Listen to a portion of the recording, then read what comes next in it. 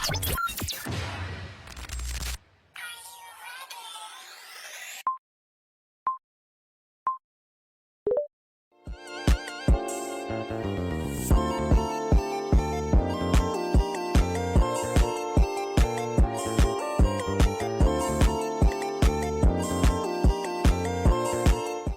few moments later. Baik, assalamualaikum warahmatullahi wabarakatuh. Om Swastiastu, salam Hindu, salam kebajikan. Perkenalkan, nama saya Pak Andres, program Manajemen Bisnis di set 3 dengan NIM 012030420 di Universitas Tenggerang. Pada kesempatan kali ini, di sini saya akan menyampaikan yaitu materi yang dipelajari tentang komunikasi bisnis dengan dosen pengampu Bapak Muhammad Teguh SMI untuk memenuhi tugas mata kuliah.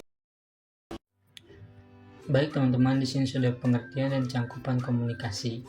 Komunikasi bisnis adalah proses penyampaian pesan atau informasi bisnis yang mana dilakukan dalam operasional dan strategis yang cangkupannya melibatkan baik verbal ataupun non-verbal yang digunakan untuk mencapai tujuan bisnis. Nah, jadi komunikasi bisnis ini bisa dikatakan suatu penyampaian ide yang kita punya. Ketika kita mempunyai ide ataupun gagasan, maka kita bisa berkomunikasinya dengan cara verbal, dengan cara kata-kata ataupun dengan cara tertulis. Itu non verbal. Non verbal ini contohnya dengan bahasa tubuh. Contoh kita mengelupnya kepala. Contoh lagi dengan tersenyum, terus mengangkat bahu, itu namanya non verbal. Yang selanjutnya ada unsur-unsur komunikasi. Di sini ada beberapa unsur-unsur komunikasi. Pertama ada pengirim ataupun komunikator, orang yang menyampaikan pesan. Tentu dalam komunikasi ini wajib ada yang namanya itu pengirim ataupun bisa disebut komunikator ya. Yang kedua ada pesan, isi yang disampaikan berupa ide, perasaan, atau informasi. Nah, ketika kita sudah mempunyai pengirim ataupun komunikator, kita wajib mempunyai pesan, apa saja pesan yang kita sampaikan. Contoh kita punya ide untuk membangun suatu perubahan, kita bisa memasukkan itu pada pesan. Yang ketiga ada penerima, komunikan, dia akan menerima pesan. Nah, jadi komunikan ini adalah orang yang bakal menerima pesan. Contoh, saya sebagai komunikator, maka ketika saya ingin berbicara pada orang lain, maka orang lain itu disebut komunikan. Yang keempat ada media, saluran yang digunakan untuk menyampaikan pesan. Kita mengambil contoh dengan handphone ataupun laptop. Ketika kita telepon atau video call, maka itu adalah suatu media komunikasi kita. Yang kelima ada efek dampak yang muncul setelah penerima pesan memberikan feedback. Nah, efek ini ada timbal balik atau responsif orang lain pada kita. Ketika kita komunikasi baik, dengan efektif, dengan bagus, dengan jelas gitu, maka responnya itu bakalan positif. Jika komunikasi kita yang kurang baik, dengan bahasa-bahasa ambigu, dengan bahasa-bahasa singkat, maka responsifnya, feedbacknya itu bakalan negatif. Yang selanjutnya ada tantang komunikasi. Di sini ada beberapa tantangan. Pertama, perbedaan budaya. Perbedaan budaya dapat menyebabkan kesalahpahaman dalam komunikasi.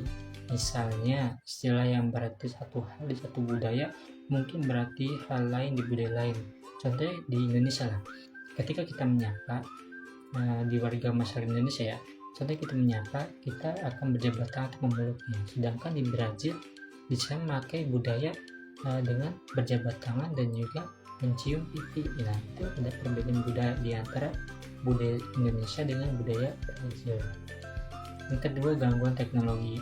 Teknologi yang kompleks dapat menjadi hambatan jika tidak digunakan dengan benar.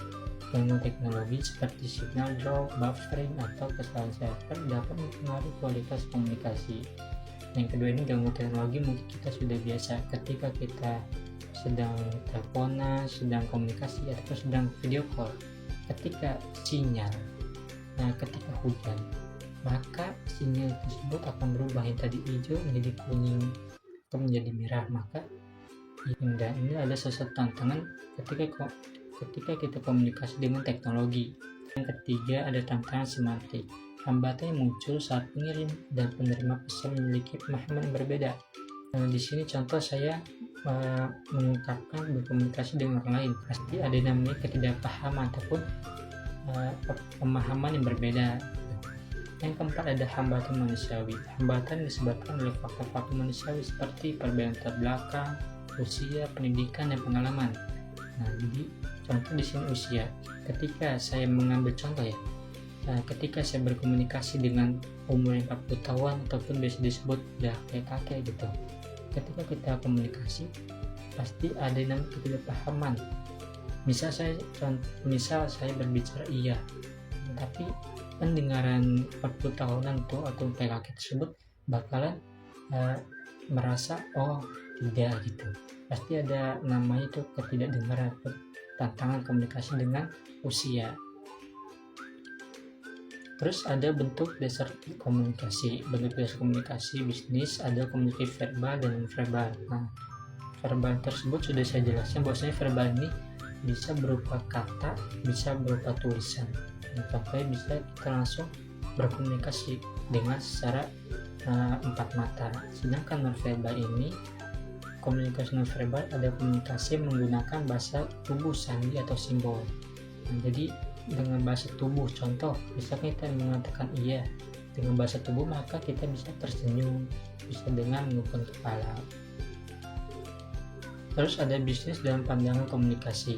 Dalam konteks bisnis, komunikasi bukan hanya sekedar menyampaikan ide ataupun pesan, namun juga tentang membangun hubungan yang baik, memenuhi kebutuhan pelanggan, dan merealisasikan visi misi perusahaan. Dengan komunikasi efektif, memungkinkan partisipasi aktif dari semua dan meningkatkan kualitas informasi. Nah, tentu jelas tujuan komunikasi dan bisnis juga bukan hanya sekedar menyampaikan ide yang kita punya, tapi kita wajib berkontribusi aktif dengan komunikasi yang efektif.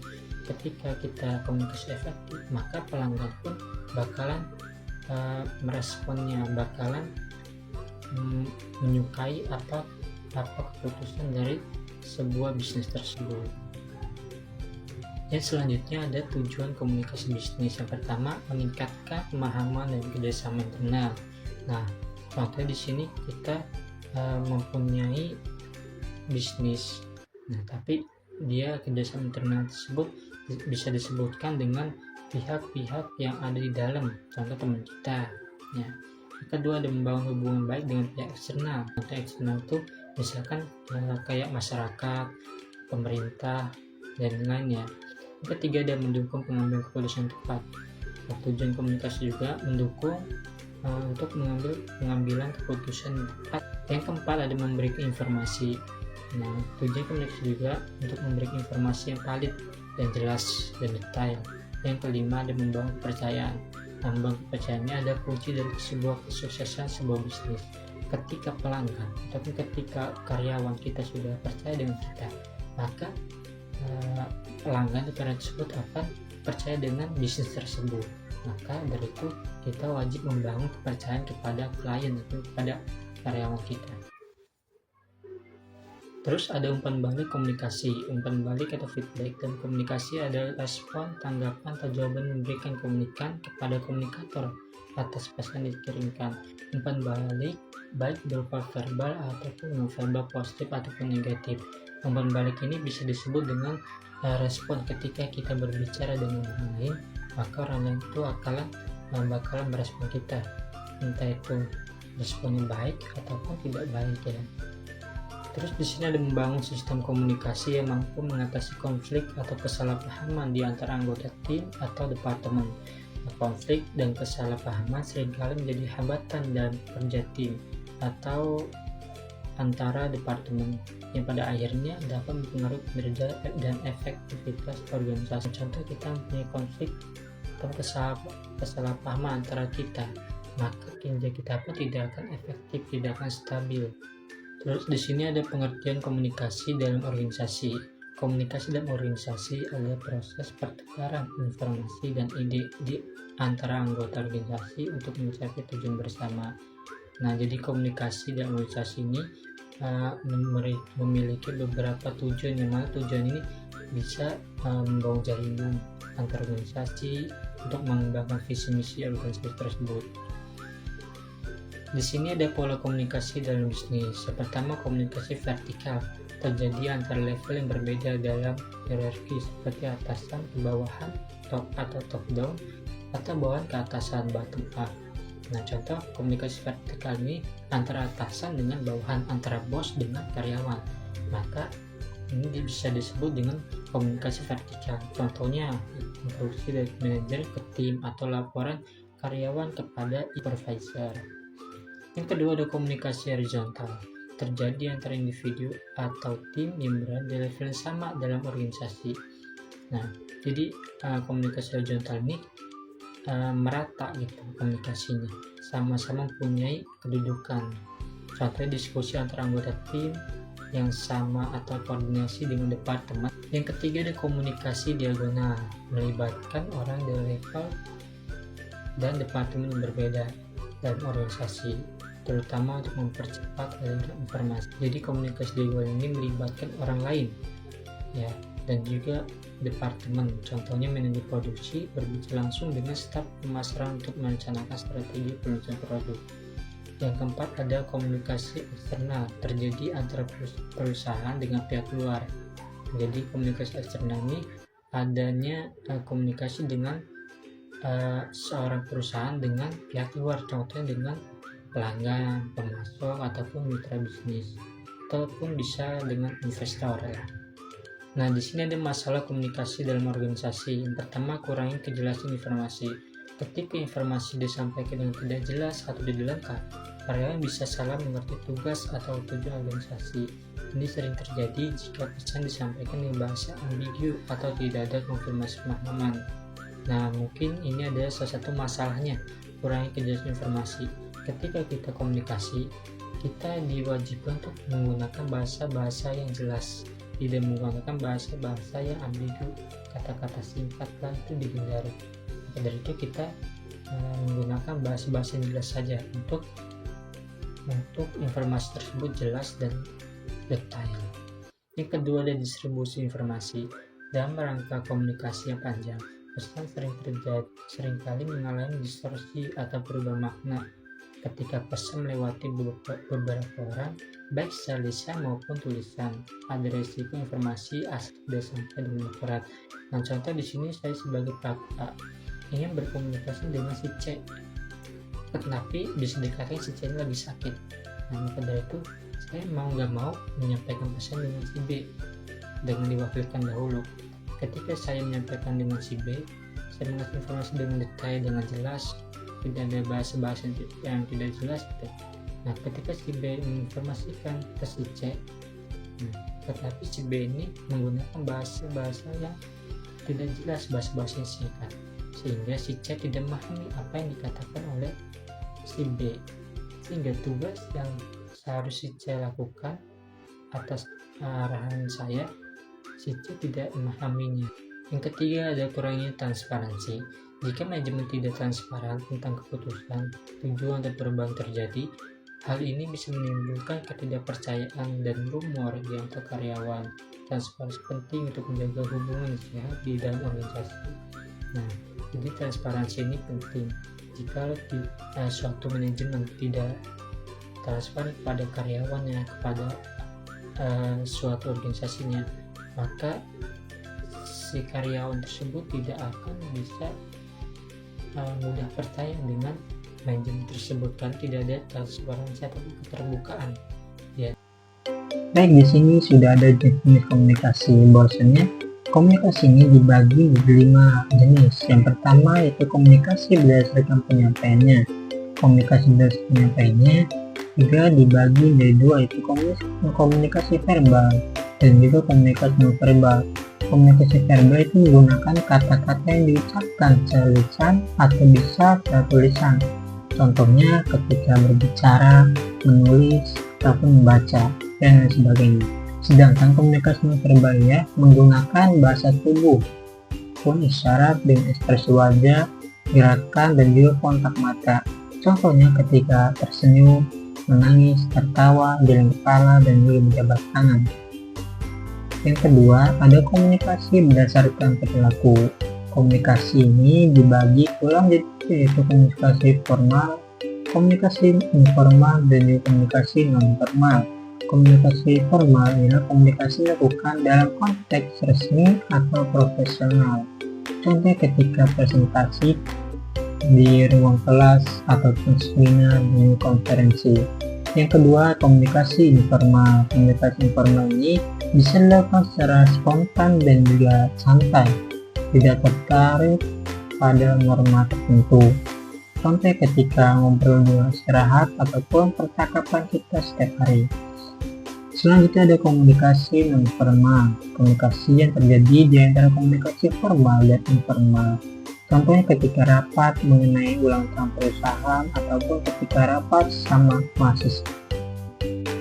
Yang ketiga ada komunikasi berdasarkan kelangsungannya. Di sini bisa dapat dibagi menjadi komunikasi langsung dan juga komunikasi tidak langsung.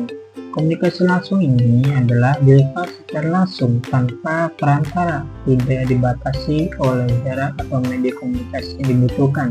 Contohnya ketika kita langsung berbicara dengan teman kita tanpa ada media komunikasi atau media perantara. Sedangkan komunikasi tidak langsung ini ia melalui perantara seperti pihak ketiga ataupun dengan alat-alat komunikasi seperti handphone, laptop, dan lain sebagainya. Yang keempat ada komunikasi berdasarkan maksud. Di sini maksudnya yaitu dengan tujuan tertentu yang diinginkan oleh pengirim pesan. Tujuan ini bisa dapat berupa penyampaian pendapat ataupun mengubah sikap dan juga membentuk relasi. Contohnya komunikasi berdasarkan maksud ya seperti pidato, ceramah, atau wawancara. Yang kelima yaitu komunikasi berdasarkan ruang lingkupnya. Dibagi menjadi dua yaitu komunikasi internal dan juga komunikasi eksternal. Komunikasi internal ini terjadi antara anggota organisasi atau perusahaan, sedangkan komunikasi eksternal terjadi antara organisasi atau perusahaan dengan pihak di luar organisasi tersebut. Jadi itu adalah jenis komunikasi yang bisa kita gunakan. Nah, di sini ada pengertian komunikasi terhadap perusahaan. Komunikasi bisnis dan perusahaan adalah proses pertukaran informasi, gagasan, dan juga pandangan antara individu ataupun entitas dalam lingkungan bisnis. Komunikasi di sini dapat dalam perusahaan dapat dilakukan secara internal maupun eksternal. Komunikasi internal terjadi antara pemimpin dan karyawan, sedangkan komunikasi eksternal terjadi antara perusahaan dengan pelanggan atau mitra bisnis dan pihak-pihak terkait lainnya. Dan juga ada kelebihan dan kekurangan komunikasi terhadap perusahaan. Ini kelebihan itu meningkatkan efisiensi kerja. Jadi komunikasi efektif dapat mengoptimalkan alur kerja, mengurangi kesalahpahaman, dan juga meningkatkan produktivitas. Kedua, dan membangun hubungan yang kuat. Jadi komunikasi yang terbuka dan jujur dapat membangun hubungan yang baik antara atasan dan bawahan, serta antara rekan kerja. Yang ketiga, dan mendorong motivasi. Komunikasi yang positif dan memotivasi dapat meningkatkan semangat kerja dan rasa memiliki terhadap perusahaan. Yang terakhir, kelebihan itu mempermudah pengambilan keputusan. Jelas, komunikasi lancar memungkinkan setiap pihak untuk memahami informasi yang diperlukan untuk membuat keputusan. Dan di sini ada kekurangannya, yaitu miskomunikasi. Kesalahpahaman dalam komunikasi dapat menyebabkan konflik, penurunan produktivitas, dan hilang kepercayaan. Jelas sudah pasti, misal kita ada yang miskomunikasi, maka di dalam perusahaan akan ada konflik antara lain. Yang kedua, ada informasi yang tidak tepat. Informasi adalah salah satu tidak lengkap dapat menyebabkan keputusan yang salah dan kerugian bagi perusahaan. Yang terakhir, ada konflik. Komunikasi yang tidak efektif dapat memicu konflik antara individu atau departemen, ataupun antara bawahan dan juga antara atasan. Di sini ada komunikasi yang efektif di perusahaan. Di sini ada beberapa komunikasi yang bisa dipakai dalam perusahaan. Pertama, persiapan diri. Rencanakan pesan yang akan disampaikan, termasuk tujuan dan juga alasan. Nah, ketika kita ingin berkomunikasi dengan efektif, tentu kita harus menyiapkan diri kita untuk menyampaikan serta tujuan apa yang ingin kita sampaikan.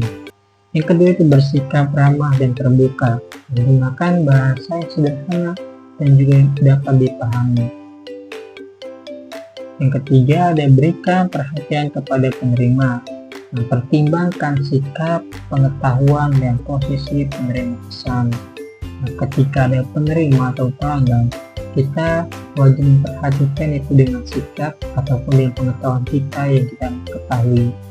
Yang keempat, bersikap profesional, berbicara dengan positif dan bijaksana, bahkan saat membawa topik yang menantang. Bersikap profesional juga ada salah satu tanda bahwasanya dia dewasa.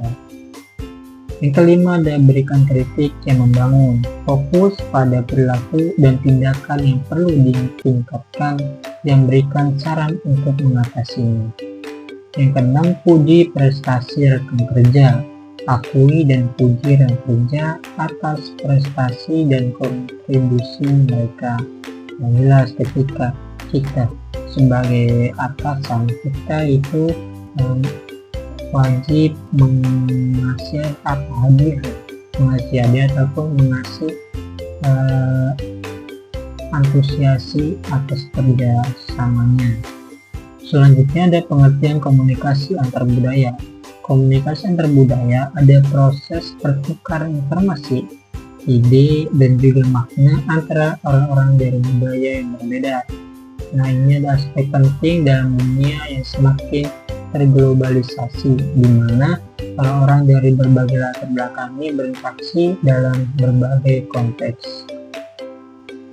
Sini ada alasan mempelajari komunikasi antar budaya. Nah, alasan penting mempelajari komunikasi antar budaya yaitu mempelajari komunikasi antar budaya penting karena dapat membantu kita memahami perbedaan budaya dan menghindari kesalahpahaman ataupun konflik. Yang mana ini juga dapat memperluas pengetahuan kita tentang budaya lain dan memperkuat hubungan antar budaya. Contohnya memahami budaya lain, komunikasi antar budaya membantu kita memahami budaya lain sehingga kita tidak menghakimi budaya tersebut dengan semau kita. Yang kedua ada menciptakan hubungan yang baik. Komunikasi antar budaya membantu kita membangun hubungan yang baik dengan orang lain dari budaya lain. Ketiga ada mengatasi perbedaan budaya. Komunikasi antar budaya membantu kita mengatasi perbedaan budaya dan kontroversial. Yang keempat, menambah wawasan komunikasi. Nah, jelas dengan wawasan komunikasi dapat membantu kita menambah wawasan tentang keragam budaya di seluruh dunia. Nah, di sini juga ada hambatan komunikasi antar budaya.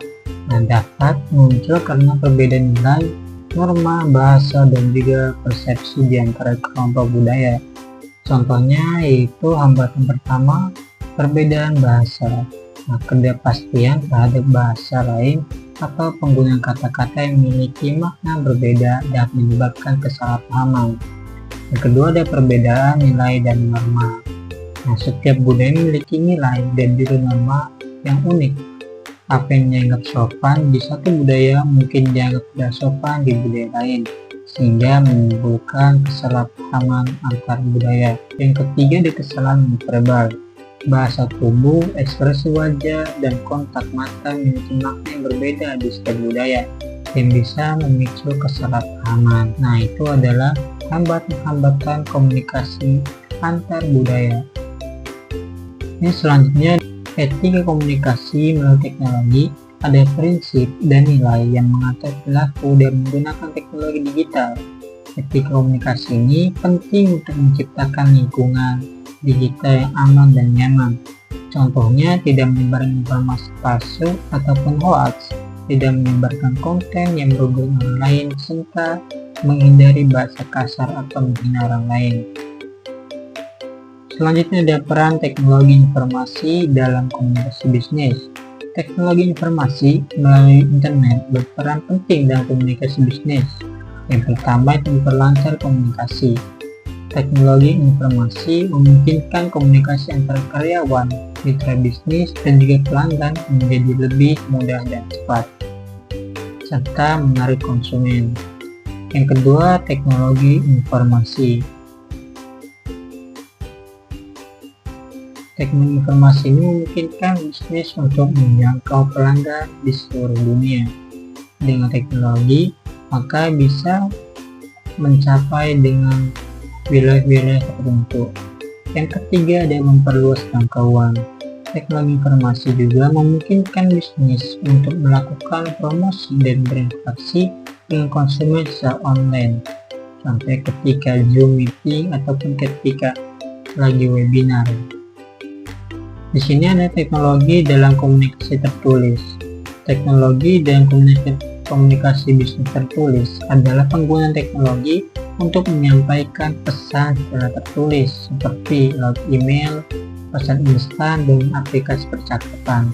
Teknologi dapat mempercepat dan mempermudah komunikasi bisnis. Contohnya, teknologi digunakan dalam komunikasi bisnis tertulis yaitu email, pesan, aplikasi percakapan, WhatsApp, Facebook, Instagram, dan lain-lain. Teknologi dalam komunikasi bisnis tertulis dapat membantu dalam menyampaikan informasi secara cepat dan efisien, kolaborasi antar tim yang lebih lancar, serta meningkatkan interaksi dengan pelanggan. Komunikasi ini tertulis dapat dalam bisnis dapat berupa surat, pesan, teks, gambar, spanduk, dan juga foto. Komunikasi tertulis dapat menjadi sarana komunikasi permanen yang berguna untuk menyimpang arsip. Selanjutnya ada teknologi dalam komunikasi lisan. Dalam komunikasi lisan banyak wujud yang dipraktekkan, misalnya melalui telepon, berbicara berhadapan seseorang, berbicara dengan sekelompok orang, dan berbicara berhadapan dengan massa ataupun orang. Seorang berbicara baik dalam skala kecil maupun besar mempunyai banyak alat yang dapat digunakan dibandingkan dengan seorang penulis. Contohnya, komunikasi lisan itu bercakap atau berbicara melalui telepon, mendengarkan ceramah, menonton televisi, dan mendengarkan radio. Sini ada pembagian surat. Surat ini dapat dibagi berdasarkan isinya, bentuknya, bahasanya, dan pemakaiannya. Kita bagi surat berdasarkan isinya. Surat pribadi seperti surat perkenalan, surat kepada teman, dan surat kepada orang tua. Surat dinas atas resmi seperti surat keputusan, surat permohonan, surat kuasa, surat pengantar, serta surat perintah. Yang kedua ada pembagian surat berdasarkan bentuknya. Surat bersampul yaitu surat yang dikirimkan dengan cara dimasukkan ke dalam amplop. Nah, pembagian surat ini berdasarkan pemakaiannya seperti surat pribadi, surat resmi, dan juga surat dinas. Yang ketiga ada pembagian surat berdasarkan tujuannya seperti surat perintah, surat peringatan, surat keputusan, surat pemberitahuan, ataupun surat penawaran dan surat laporan. Tujuan surat bisnis.